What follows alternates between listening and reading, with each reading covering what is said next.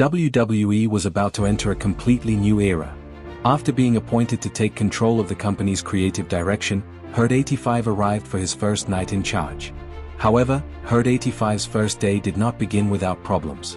Before the fans entered the arena, the production team discovered that the floor underneath the wrestling ring was uneven. The ring crew managed to temporarily correct the problem, although the ropes would need to be checked and tightened again before Raw began. Backstage producer Dean Malenko was also struggling with a severe migraine, while Jason Jordan had only recently been cleared following a minor concussion. Herd 85 decided not to take any unnecessary risks. Malenko was allowed to rest, Jordan was removed from in-ring competition for the evening, and the ring was carefully monitored throughout the main event taping. There was also a lighter moment backstage when Apollo Crews became the victim of a practical joke. After briefly believing something serious had happened, Apollo discovered that the entire situation had been set up by another wrestler. The joke helped relax the locker room, but everyone knew that the upcoming draft could change their careers. Before Raw went live, 2 matches were recorded for WWE main event. In the opening contest, Tony Nese faced Mustafa Ali. Both cruiserweights wanted to impress Herd 85 and prove that they deserved an important position on whichever brand selected them. Mustafa Ali displayed his speed and athleticism, but Tony Nese used his strength and experience to take control of the contest. Nese eventually secured the victory, giving himself valuable momentum before the draft. The second match featured Kofi Kingston and Xavier Woods of the New Day against the makeshift combination of TJP and Curtis Axel. Despite their opponents' attempts to isolate Woods, the chemistry and teamwork of the New Day proved too much. Kofi and Woods earned the victory, unaware that the WWE Draft would soon threaten the future of their group. With main event complete, the ring was inspected one final time. The ropes were tightened, the arena filled with fans, and Monday Night Raw officially began. Herd 85 opened the show from the center of the ring. He announced that WWE was receiving a complete creative reset and that a new draft would determine the future of Raw and SmackDown. The reigning champions would remain protected on their existing brands. Brock Lesnar, Roman Reigns, Alexa Bliss, Cesaro and Sheamus, and Enzo Amore would remain on Raw. AJ Styles, Baron Corbin, Charlotte Flair, the Usos and Money in the Bank holder Carmella would remain on SmackDown. Almost everyone else would become available. The draft pool would include current WWE wrestlers, selected NXT call-ups, returning legends and newly signed free agents. Herd 85 then confirmed that he would personally serve as the new general manager of Monday Night Raw. But SmackDown also needed someone capable of building a competitive roster. Some familiar music hits and out walks Christian. The former World Heavyweight Champion walked onto the stage and was officially introduced as the new general manager of SmackDown. Christian promised to make SmackDown the land of opportunity, while warning Herd 85 that he would not be acting as his assistant. During the draft, they would be competitors. Christian was awarded the opening selections, and the first round of the new WWE Draft began. Before the first round draft picks began, we have a match. Both women wanted to showcase their skills and put in a good performance, but in the end it was Bayley defeating Emma using her belly-to-belly finisher and getting the 1-2-3. With the first overall pick, SmackDown selected Seth Rollins. Christian had immediately secured a full-time main event star who could become one of the central figures of the blue brand. SmackDown then used the second overall selection on Braun Strowman. The monster among men gave Christian a dominant heavyweight capable of threatening any wrestler on the roster, including WWE Champion AJ Styles. The show then cut backstage to the Shield. Roman Reigns was protected by Raw because he held the Intercontinental Championship, while Seth Rollins was now heading to SmackDown. Dean Ambrose remained undrafted at that moment. The 3 men understood that their time together was coming to an end. They agreed to compete one final time as the Shield in Raw's 6-man tag team main event. It would be their last ride. Herd 85 responded with Raw's first 2 selections. Raw chose Bray Wyatt with the 3rd overall pick. The Eater of Worlds possessed the charisma, character and untapped potential that Herd 85 believed could make him one of Raw's leading stars. Raw then selected Randy Orton. Orton brought championship experience and immediate credibility to the new Raw roster, although his arrival on the same brand as Bray Wyatt reopened questions about their complicated history. Another matchup now, the Good Brothers, Luke Gallows and Carl Anderson teamed up to face the Golden Truth, Goldust and R-Truth.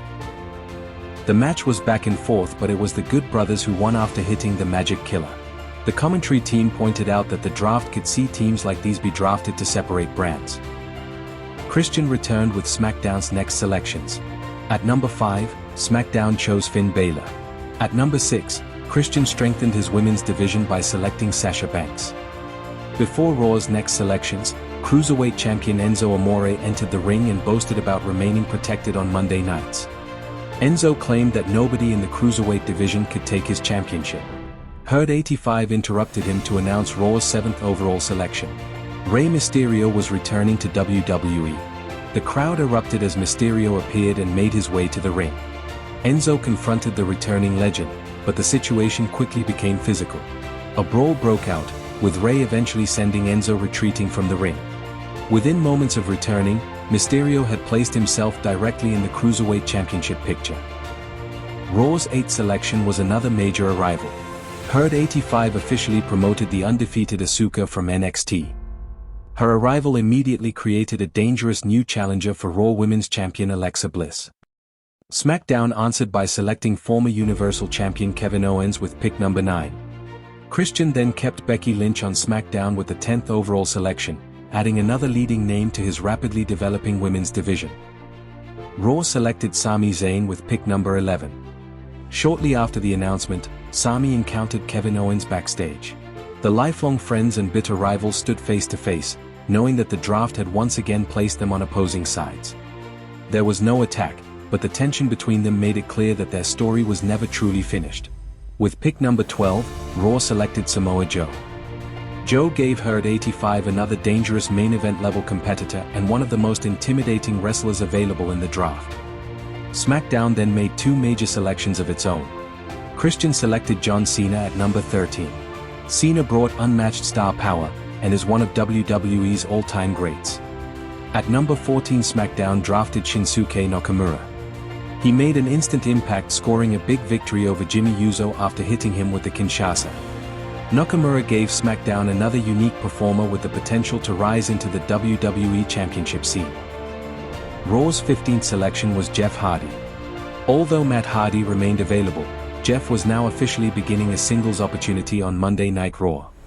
Herd 85 then made one of the most significant selections of the evening. With pick number 16, Raw selected the entire Undisputed Era from NXT. Adam Cole, Kyle O'Reilly and Bobby Fish would arrive together as one draft selection. The Undisputed Era's arrival gave Raw a dangerous new faction. They attacked Jeff Hardy, taking him out and showing they are capable of making waves and intend to shock the system. SmackDown selected Dean Ambrose with pick number 17. The Shield separation was now official. Roman Reigns would remain on Raw, while Seth Rollins and Dean Ambrose would move to SmackDown. Backstage, all 3 members posed together one final time. Tonight's main event would be their final match as a complete unit. Christian then selected Big E with pick number 18. The show cut to the new day as Big E learned that he would be going to SmackDown alone. Moments later, Herd 85 announced Raw's 19th selection.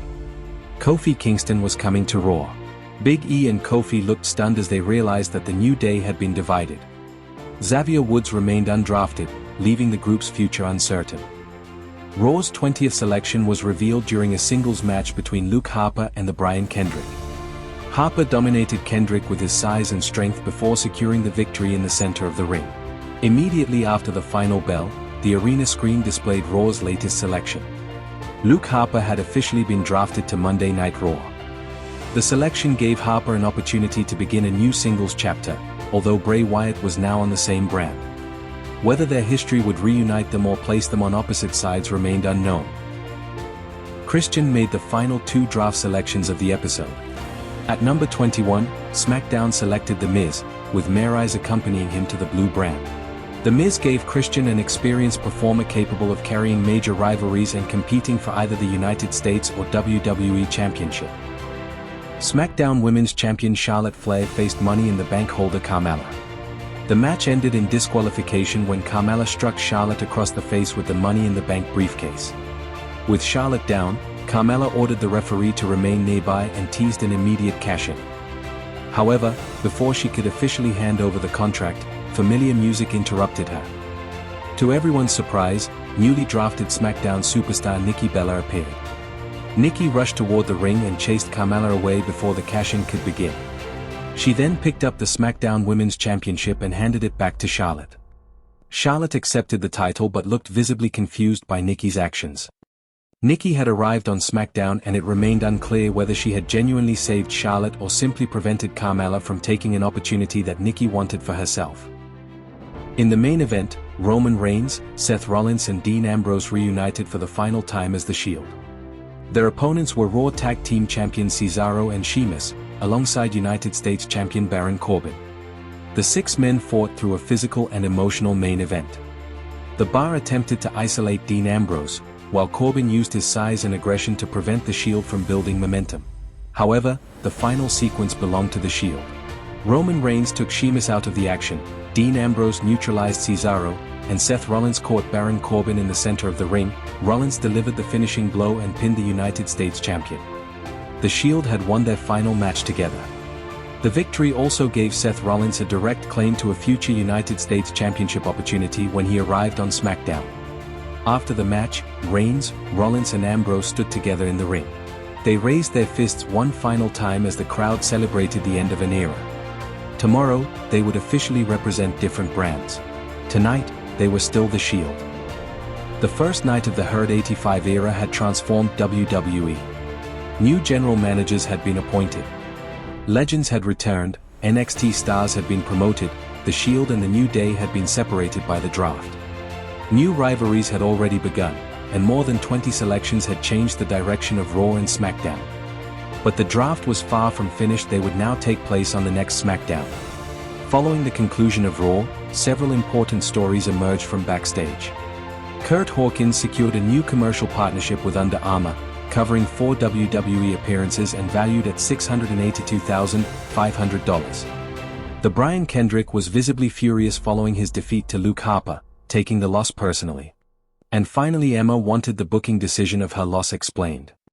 For those that stuck to the end of this video, I thank you. I try to make my videos unique. I hope you enjoy the style. Please leave me some feedback on the channel on what you liked or disliked, and as always this is Herd 85. Take care everyone.